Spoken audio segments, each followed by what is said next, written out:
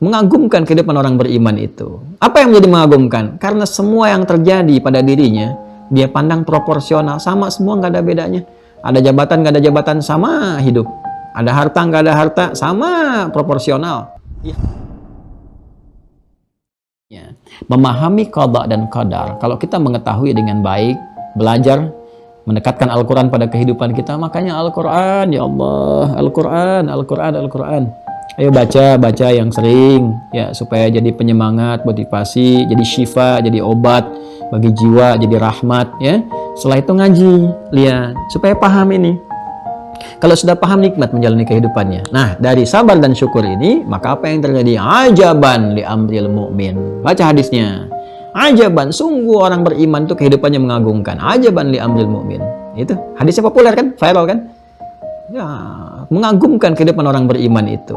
Apa yang menjadi mengagumkan? Karena semua yang terjadi pada dirinya, dia pandang proporsional, sama semua, nggak ada bedanya. Ada jabatan, nggak ada jabatan, sama hidup. Ada harta, nggak ada harta, sama proporsional. Ikhtiar yang dia tempuh. Apa? Ya, apa yang menjadi sama itu? Jika dia berada dalam keadaan mendapat nikmat, suka, syakara, dia bersyukur. Ya kan? Dan jika dia merasakan keadaan duka, dia bersabar. Jadi nggak ada bedanya bagi dia suka dan duka. Dia melihatnya sebagai ujian dari Allah. Alhamdulillah, sehat.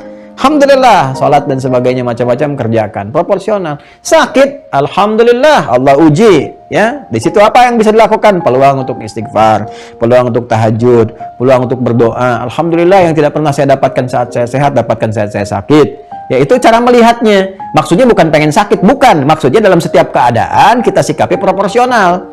Ya, makanya ada ulama-ulama tertentu yang kadang-kadang unik cara memahaminya. Ada ulama pernah sehat kan, dia suka sakit. Nah, satu kali dia nggak sakit, nangis malah. Nangis, terus orangnya heran. Mabi kayak Syekh, kenapa Anda Syekh? Katanya. Saya tuh bingung, kok saya belum sakit ya di bulan ini, katanya. Saya makin heran orang yang nanya, kok kenapa begitu? Kan Nabi bilang, kalau sakit itu ada peluang kita beristighfar, ada peluang dosa diampuni. Saya takut karena nggak sakit, ini dosa-dosa saya nggak diampuni. Coba cara berpikirnya. Bukan pengen sakit, bukan. Ya, tapi ada sesuatu yang tinggi yang perlu kita maknai. Bagaimana orang ini sangat proporsional. Jadi saat sakit dia manfaatkan sabda Nabi petunjuknya, ayat-ayat Quran petunjuk dimanfaatkan, tingkatkan ibadah, rajin istighfar. Saat sehat pun dia isi dengan syukur. Dia isi dengan tingkatkan ibadah juga. Dia isi dengan macam-macam sesuai dengan porsi ibadahnya. Itulah qada dan qadar. Jadi qada, ya, qadar telah tuntas disampaikan. Qadar sistem kehidupan yang dibuat, takdir dibuat secara sistematis dengan terbaik, ya, sesuai dengan kemaslahatan, presisi yang sangat sempurna. Kita menjalannya dengan ikhtiar, semua ada konsekuensinya. Allah berkehendak memberikan hidayah kepada kita supaya tidak salah langkah. Manusia memilih, dan semua pilihan manusia yang ditempuh itu Allah sudah mengetahuinya. Untuk mengonfirmasi ini semua, maka Allah tetapkan ada kitab di Lauh Mahfuz yang nanti akan ditunjukkan kepada kita untuk mengonfirmasi amalan kita yang dicatat oleh malaikat. Jadi malaikat pun akan mengagungkan Allah, ya, mengta'zimkan Allah. Kenapa? Karena menyadari bahwa Allah Maha Kuasa. Mereka nyatat-nyatat yang telah dicatat oleh mereka sama persis dengan apa yang telah Allah ketahui keseluruhannya, karena menjangkau segala hal. Pun demikian dengan kita pun, alhamdulillah kita bersyukur. Ya, kemudian kita kembali kepada orang-orang yang beriman, bersama, berkumpul dan sebagainya, mendapatkan rahmat Allah. Dan setiap detil itu terjadi, keputusannya disebut dengan qada. Setiap detil, ya. Qadar sistemnya berlangsung berkehidupan, setiap detil berlaku, kun terjadi, fayakun jadi. Ya, itu disebut qada. Jadi begitu berlangsung tetap itulah qadanya. Sistemnya disebut dengan qadar, ketetapan Allah yang menjadi hukum berkehidupan qadar. Begitu setiap satuannya berlangsung terjadi kun atas perintah Allah, fayakun terjadi, maka itu disebut dengan qada. Karena itu kata qada dalam Al-Qur'an dilekatkan dengan kalimat kun fayakun. Jelas ya?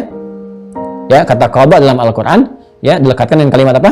Kun fayakun. Jadi kalau bicara kun fayakun bukan film, itu bicaranya masalah qada. Ya, seperti kiamat sudah dekat, itu bukan film, itu iqtarabatis sa'ah gitu ya. Jadi itu yang kalimat kun fayakun, dan qada pertama disebutkan di Quran surah kedua Al-Baqarah ayat 117. Paling kiri di pertengahan.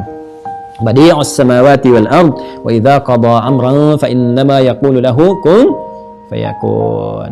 Nah, inilah hidup.